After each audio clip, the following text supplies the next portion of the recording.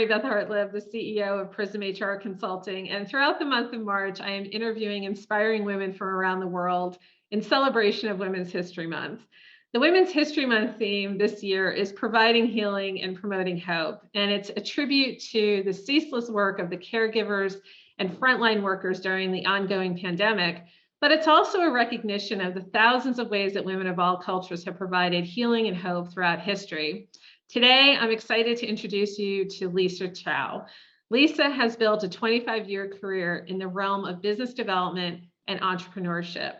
Her diverse background working with organizations of all sizes and sectors, coupled with experience as a successful entrepreneur, has positioned her as a sought-after go-to business connector throughout Southern Nevada.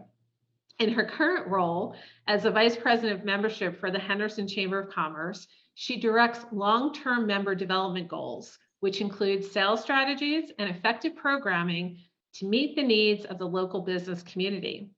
She also serves on the Nevada State Development Corporation Board and the Las Vegas Bowl Huddle. When she's not working, she enjoys spending time with her family, attending sporting events, playing games, and reading. She is a huge Vegas Golden Knights fan and a Las Vegas Raiders season ticket holder. Welcome, Lisa. Thank you. Thank you so much. I'm happy to be here.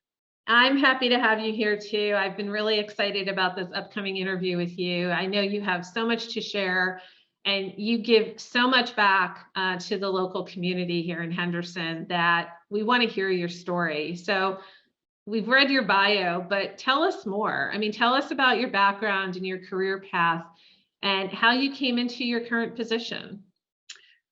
Well, I just want to kind of start back when I reflect on who I really am and where I am and what it means to a woman. I look back to my childhood, and my parents were 17 when they found out they were pregnant with me. They were 18. They were still in high school. They were 18 when I was born. And I honestly tell them that I'm grateful that they didn't abort me. I mean, that's a choice that they had.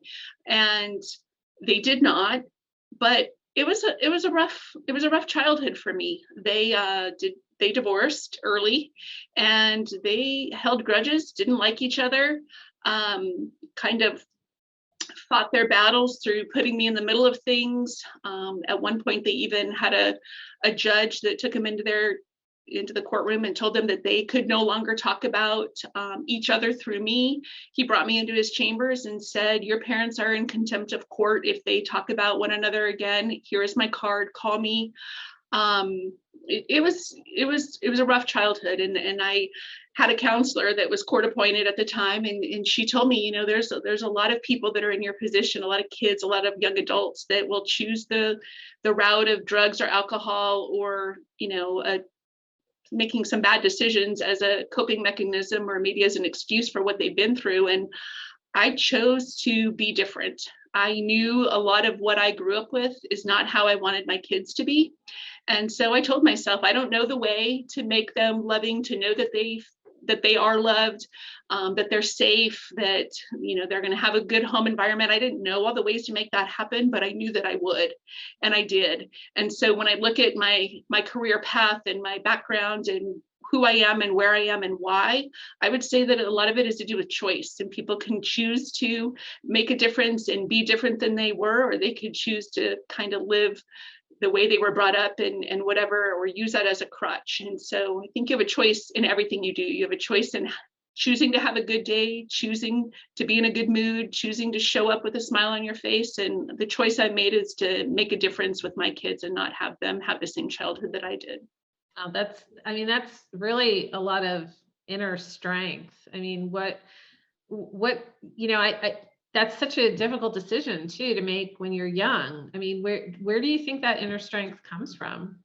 I just wanted a different outcome for my kids. I just did not want them to have the feelings and to grow up with the feelings that I did. I didn't like it. And I was very serious about making sure that my kids didn't have that same experience, to the point that when I had kids, I told my parents, I said, "You both do not like each other, and you've made a choice to put me in the middle all these years. But when you come to my house to celebrate my kids' birthday parties or to be a part of my life, do not bring that with you. And if you can't come and let my kids feel loved and feel important, and not put them in the middle, then don't come.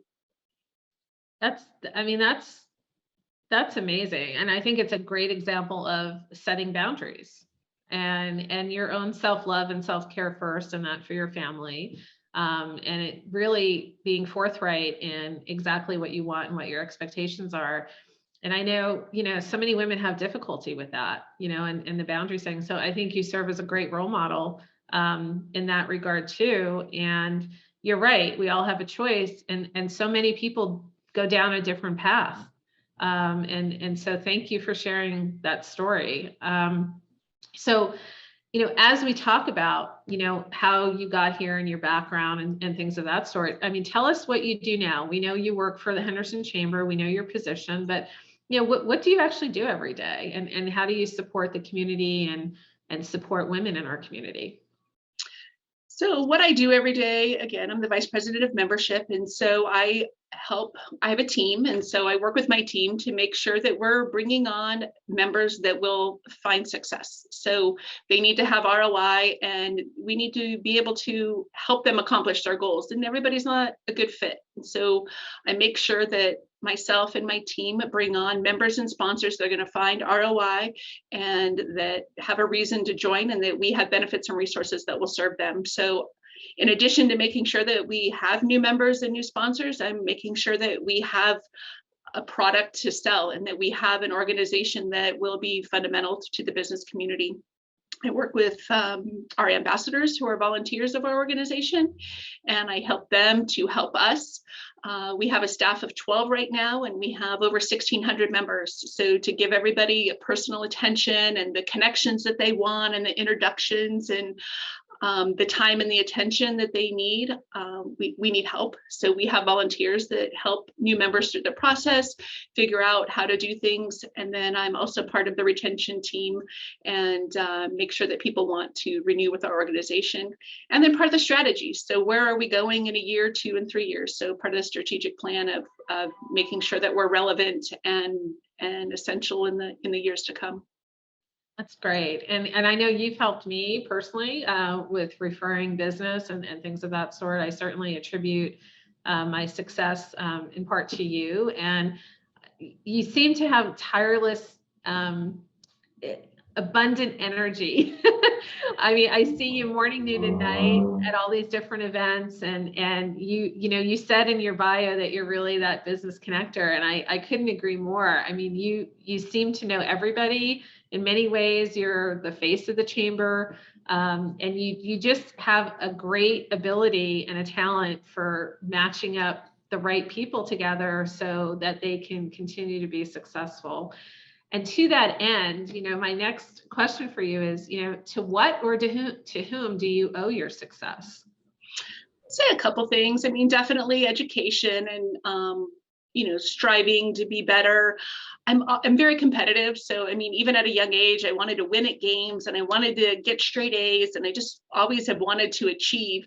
But looking at where I am now, I think it's my passion and my compassion. And so I was a business owner for 14 years before I came to work for the chamber. So I understand what it's like to be on the other side about joining the chamber and finding time to participate and to engage and to make sure that, chamber staff and other members know who they are.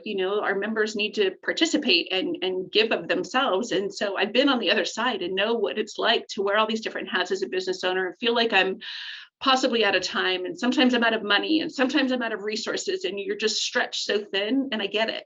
And so my passion comes from knowing where they are coming from and wanting them to succeed. I mean, that's the biggest thing for me. When I look at a business owner that I know is ethical and doing a good job and providing a great service, I want them to be better. I want them to have the leg up. I want them to have that extra client or this opportunity. And so I really listen and try to provide that for them. And obviously you're one of them. I believe in you, and I've seen your experience and what you've done with me and with the chamber. And I want others to have that same success with you. And so it makes it easy.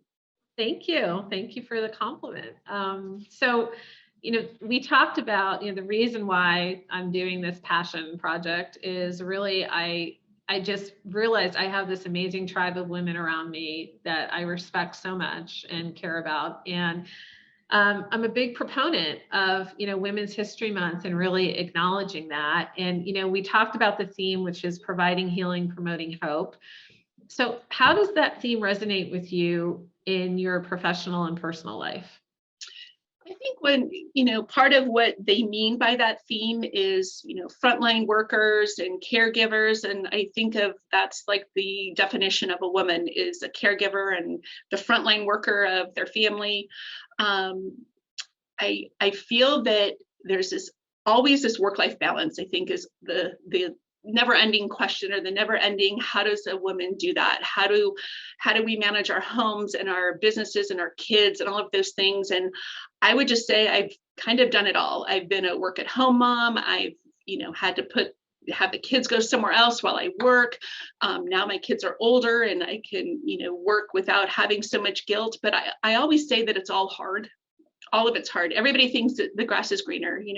You're so lucky because you get to work from home and be with your kids. And you're so lucky because you get to get away, or nobody's lucky. It's all hard. And so I don't think that there's this 50-50 life balance, that you're always going to be perfectly balanced between work and home. I'd say that you need to give yourself grace, and that everything ebbs and flows. There's going to be times in your career when you're starting a new job, or you're training, or you've got deadlines, where you're going to be given 90% to work and maybe 10% to your kids and your family. And then there's going to be a time where things might even out to maybe more of a 50-50. And then they're going to be askew again, where your kids are sick or something's going on at home. And so I always share with women, and I had this conversation with a member recently too.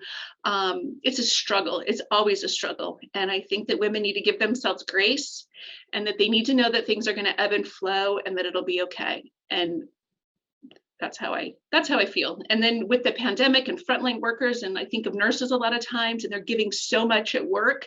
Do they have, much energy or much left to give when they get home? And I've heard of nurses and caregivers that get COVID and bring it home to their kids. I mean, this is the world we live in. And so again, I just say, give yourself grace and know that things are going to work themselves out. And that this balance, though, of 50% at home and 50% at work, Not reality, right?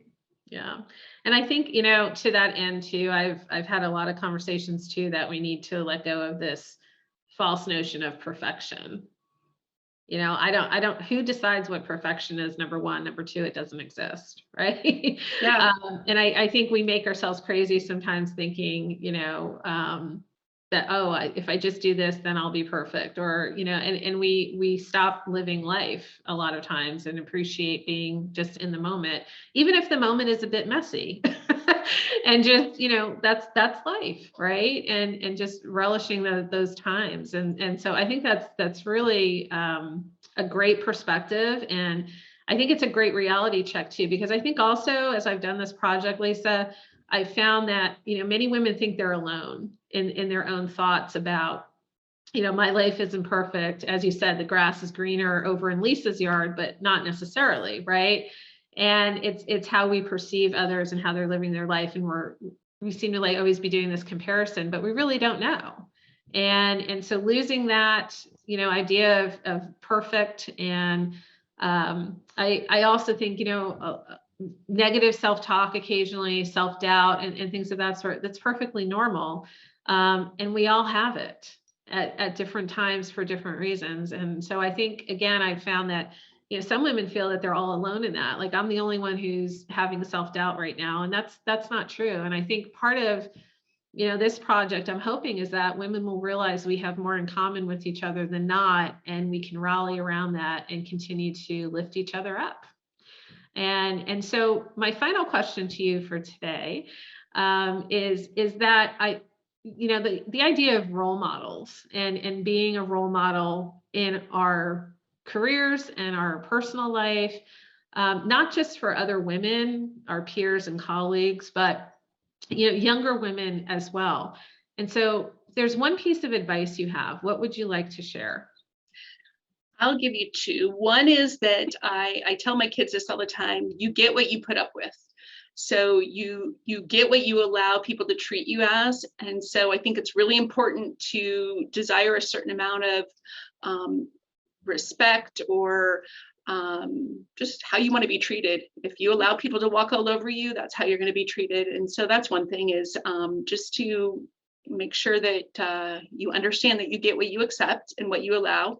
And then secondly was just along the same lines that you talked about.